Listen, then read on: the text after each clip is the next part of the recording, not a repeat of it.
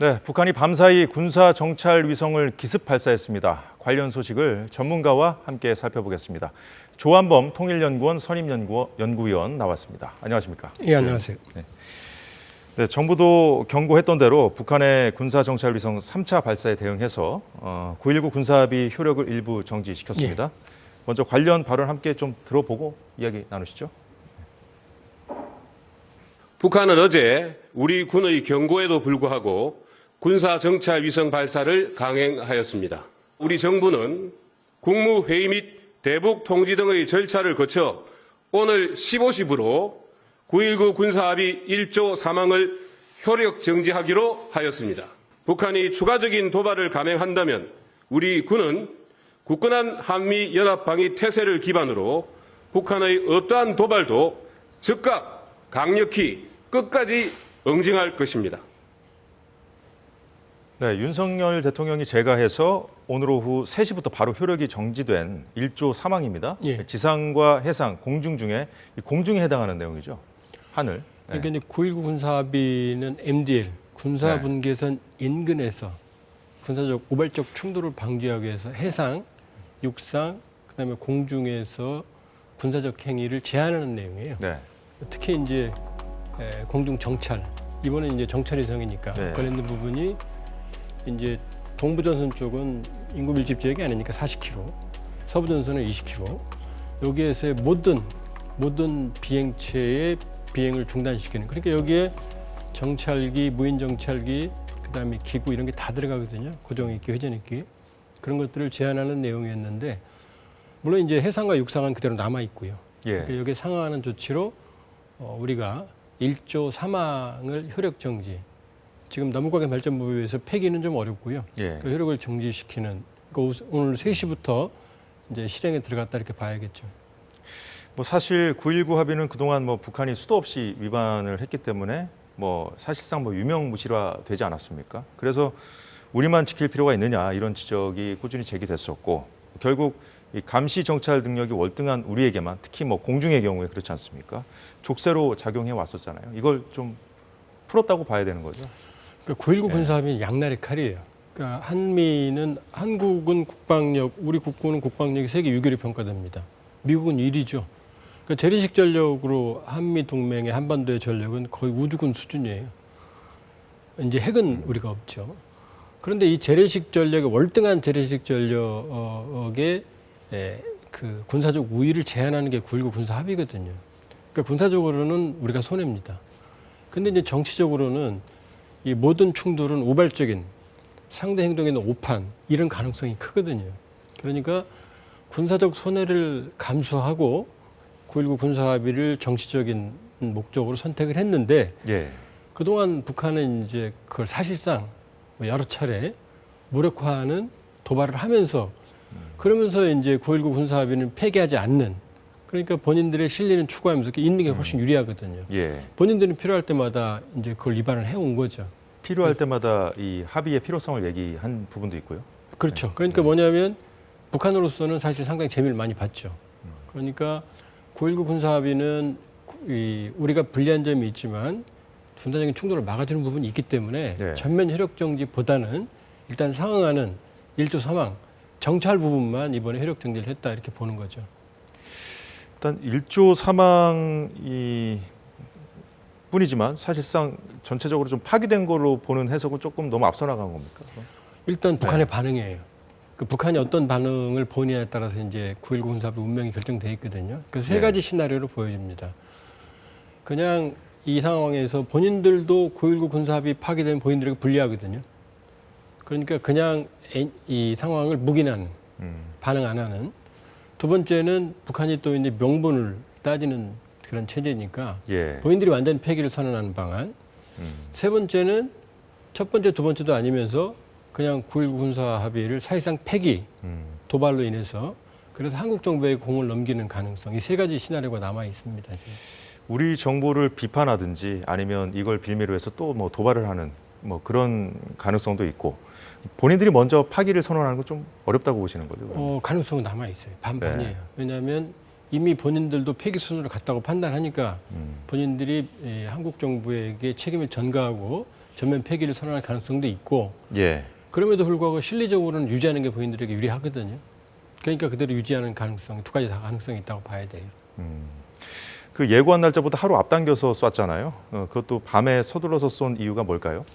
두 가지 가능성이 있습니다. 왜냐하면 원래 위성 발사는 기상 여건에 상당한 영향을 받기 때문에 네. 보통 일주일 열흘 기간을 두고 그 사이에 쏘거든요. 근데 북한은 항상 5월 달에도 예고한 첫날 오전에 쐈거든요. 8월 달에도 오전에. 근데 이번에는 그 날짜보다 더 1시간 반 정도 앞당겨서 쐈거든요. 그 날짜를 어긴 거예요. 예. 그러니까 엄밀히 말하면 IMO에 통보한 게 아무런 의미가 없는 거죠. 왜냐하면 선박들이나 항공기들이 아무런 대비를 못했으니까. 그러니까 어제 밤 발사할 시간에 예정된 새벽 정도의 기상 여건이 동창리가 별로 좋지 않았어요. 그러니까 그 가능성이 하나 있고. 네. 근데 그러면 그 이후에 쏘면 되거든요. 그 미리 쐈거든요. 통보 날짜도 어기면서. 뭐가 그리 급하게 했을까요? 그럼 이제 그 네. 발사의 왼편이라는 조금 우스운 제목의 개념이 있어요. 그럼 뭐냐면 ICBM이나 인공위성을 발사하면 관제소와 이 발사체 간에 수많은 교신이 이루어집니다. 예. 근데 여기 재밍을 하거나 아니면 전파 교란을 하면 이게 실패를 해요. 그러니까 2016년 북한이 무수단을 발사할 때 중거리 미사일 한 8번 정도 연속해서 실패한 적이 있거든요. 그때 이제 확인은 안 됐지만 미국이 발사 왼편 작전을 했을 가능성이 있다. 교란을 했을 가능성이 있다. 이번에 세 번째는 김정은 위원장도 거의 뭐 사활을 걸고 성공을 이제 해야 되는 상황이니까 그러니까 그런 발사 왼편을 피하기 위해서 예. 기습 발사를 했다. 이 두 가지 가능성이 있는데 후자 쪽이 조금 더 무게가 실리는 것 같아요. 지난 1, 2차 발사는 실패했잖아요. 화성 17형 같은 대륙간 탄도미사일은 이미 뭐 여러 차례 성공을 했었고 이 정찰 위성은 위성까지 뭐 올려야 궤도에 올려야 되는 거라 그런지 모르겠습니다만 왜 이렇게 실패를 했던 겁니까? 기술력이 더 필요한 겁니까? 위성이 훨씬 어려워요. 왜냐하면 ICBM은 밖에 나가서 대기권 밖에서 예. 대기권에서 채공하는 시간이 30분 내외거든요.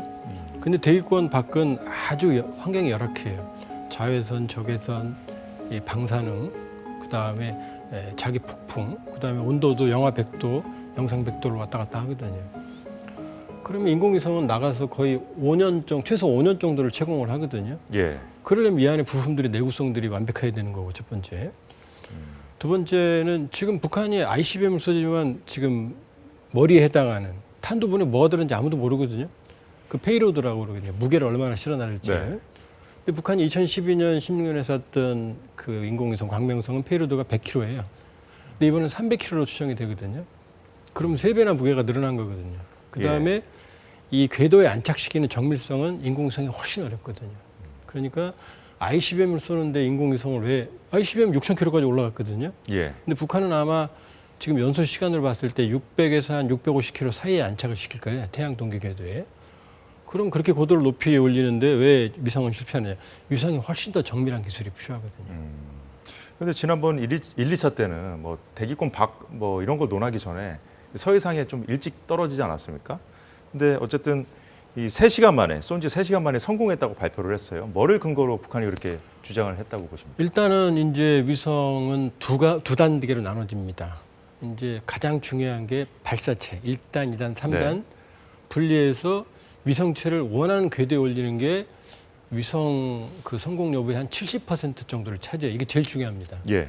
근데 지금 본인들 주장이 맞다면 그 위치에 올렸다는 거예요. 근데 올려도 이제 제일 중요한 건 그 위성이 이제 안테나도 펴고 태양 전지판도 펴고 자세도 잡고 왜냐하면 자세가 조금이라도 틀리면 계속 떨어져요. 그러니까 그 자세 잡는 데 시간이 필요하고 자세를 잡았다 하더라도 정상적인 송수신 기능이 있는지 확인하는 데는 최소 몇 주가 걸리거든요. 최종적으로 교신까지 이루어져야 뭐 성공했다고 그렇죠. 할 수 있는 거잖아요. 교신이 이루어져도 그다음에 정상적으로 부품이 작동하는지 여부는 또 다른 거거든요. 네. 그러니까 지금 단계에서는 본인들 말로는 원하는 궤도에 안착을 시켰다. 그러니까 성공이다. 이런 건데 그것도 아직 한미, 일본은 모두 확정적이지 않다는 입장이거든요. 예. 그러니까 일단 북한 말이 맞다면 일단 원하는 궤도까지는 간 거고 그 정도면은 위성 발사에서는 한 70% 정도는 성공한 거라고 봐야죠. 70% 정도. 네. 첫 번째 발사체 그 실패 때 우리 정부가 바다에서 이 잔해를 수거해서 분석하지 않았습니까? 북한이 남한을 찍은 거라고 해서 뭐 위성 사진도 공개했었는데 뭐 발사체도 그렇고 뭐 위성 사진도 그렇고 좀 그냥 일반인들이 딱 봐도 그냥 조악한 수준이었잖아요. 네. 이번도 동일한 거로 보여져요. 왜냐하면 본인들이 이제 발사하는 발사체는 천리마 1형이라는 이름을 붙였고 예. 여기에 탑재하는 위성은 과거에는 이제 광명성이었는데 지금 만리경 1호 그랬거든요. 만리경. 그러니까 네. 5월 달에 실패했을 때도 이미 만리경 1호였거든요. 네. 그럼 8월 달에 실패한 것도 만리경 1호였을 거고 이번에도 그러니까 위성은 동일한 거라고 볼 수 있어요. 그리고 5월 달 실패하고 지금 11월 달에 성공했다 하더라도 이 정도 기간에 다른 형태의 위성을 만드는 건 불가능해요. 시간상. 예. 그리고 또 8월 달에 실패까지 하면 석 달밖에 안 됐거든요. 그러니까 동일한 걸 거다 이렇게 볼 수 있고요. 예. 그럼에도 불구하고 이렇게 집착하는 이유는 북한은 정찰 능력이 거의 전무합니다. 그러니까 거의 장님에 해당한다고 보면 돼요. 주먹은 있는데 볼 수는 없는 거죠. 단거리 미사일도 많고 중거리, 장거리 미사일은 굉장히 많잖아요. 근데 정확히 봐야죠. 근데 정확하게 찍어줘야죠. 보지 못하면 좀 어떻게 보면 좀 전력상으로 좀 유리하게 좀 사용하기가 좀 어려운 거 아닙니까? 그러니까 그동안은 펀치는 있는데 예. 정밀도는 없는 거죠. 눈이 없는 건가요? 눈이 없었던 거죠. 그러니까 네. 북한이야말로 가장 왜냐하면 이 정찰 자산이라는 게 지상 기반 레이더 시스템이 있고 예. 그다음에 이제 공중 정찰 자산이 있고 인공위성이 있거든요. 이 세 개가 다 없어요.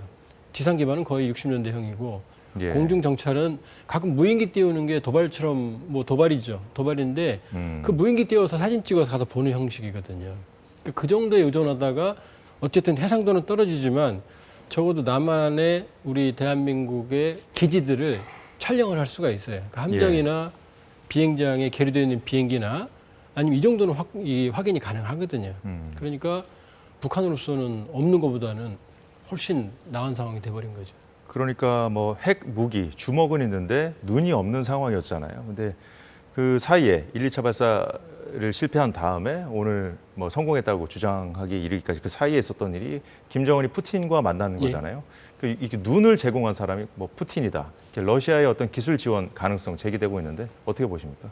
기술 지원은 한 것 같아요. 그런데 우리가 자동차 신모델을 기존의 모델을 바꿔도 1년 다음에 매년 새 모델이 나오면 1년이 걸리거든요. 근데 푸틴 대통령 만난 게 9월 13일인데 예. 그리고 8월 24일 날 2차 실패를 했는데 그러면 결국 두세 달밖에 안 되거든요. 예. 그 기간에 새로운 설계를 하고 새로운 발사체를 만들고 새로운 위성을 만든다? 그건 불가능하죠. 첫 번째. 그리고 두 번째는 러시아가 아무리 급해도 인공위성은 핵심 기술이에요. 그런 걸 통째로 넘겨주는 나라는 세상에 존재하지 않습니다. 그러니까 천리마 1형, 만리경 1호 발사체와 위성은 동일할 겁니다. 그런데 기술적 조언을 해줄 수 있죠. 그러니까 러시아는 위성 발사의 선진국이니까 발사 절차나 특히 액체 로켓이거든요. 액체 로켓은 이제 연료를 여러 가지 혼합을 하는데 예. 그 혼합 비율이 극비예요. 근데 그것만 알려줘도 북한으로서는 상당한 도움이 되거든요. 그러니까 현재까지 미래는 모르죠. 예. 새로운 설계를 한다면 그때는 러시아 기술이 적용될 수 있을지 모르겠지만 이번은 북한 기술이 95% 거의 99%였을 거고 예. 기술적 자문단은 충분히 갔던 것 같고 현지의 그 러시아의 기술 자문단이 동창리 서해 위성 예. 발사장에 있었을 가능성도 있어요. 그러니까 예. 기술 자문 정도는 해줬을 거다. 그러나 하드웨어를 개선하거나 아니면 결정적인 부품을 제공하거나 그랬을 가능성은 제가 보기엔 확인되기 어려운 부분입니다. 네, 러시아의 어떤 기술 이전도 우려되고 있는 상황이고 뭐 추가 발사도 이미 여러 번 시사하지 않았습니까? 앞으로 또 쏠 가능성이 높은데 우리 군의 철저한 대응이 필요할 것 같습니다. 오늘 말씀 잘 들었습니다. 조한범 통일연구원 선임 연구위원이었습니다. 고맙습니다. 네, 오늘 사사건건은 여기까지입니다. 내일 오후 4시에 다시 찾아뵙겠습니다. 고맙습니다.